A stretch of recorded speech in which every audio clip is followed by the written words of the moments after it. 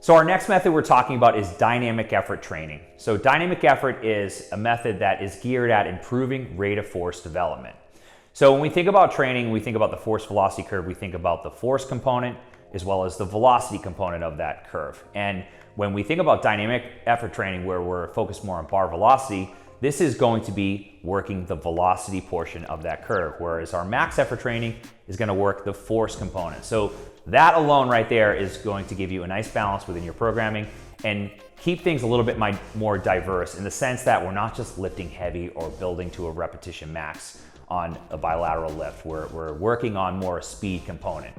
So first question to ask is, who would you use this with?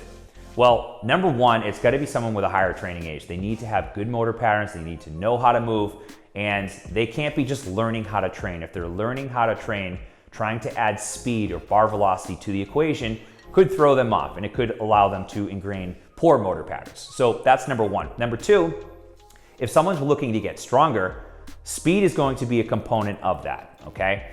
Now, if someone's not looking to get stronger and they just want to maintain general fitness, it's still a good method because we know that as people age, we lose fast twitch muscle fiber, our type 2 muscle fibers. So this is a good way to sort of slow that process. So we use it for general fitness, we use it for people that are gaining maximal strength, but we don't use it for people that are just learning how to move, okay?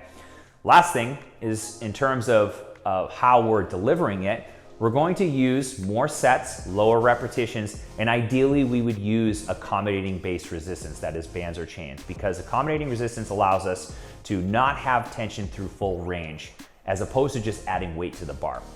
So this is beneficial because it allows someone to still move fast, we're not gonna compromise bar speed, but it also actually allows them to really explode through those sticking points and be really consistent in terms of maintaining accountability with their bar speed. So accommodating resistance is going to be a focal point of this. Make sure that you are using it. If you're not, then you're likely going to have to play with the percentages you use. Now, if you have someone that's an endurance athlete, they might need to go on the lower end of the spectrum, okay? Whereas if someone that's more explosive, they might be able to use a little bit more load and keep bar velocity intact, all right? And when we do perform this, in terms of rest intervals, anywhere from 45 seconds to 90 seconds rest. As people build capacity, they should be able to do a set every 45 to 60 seconds where we're performing, let's say 8 sets of 3.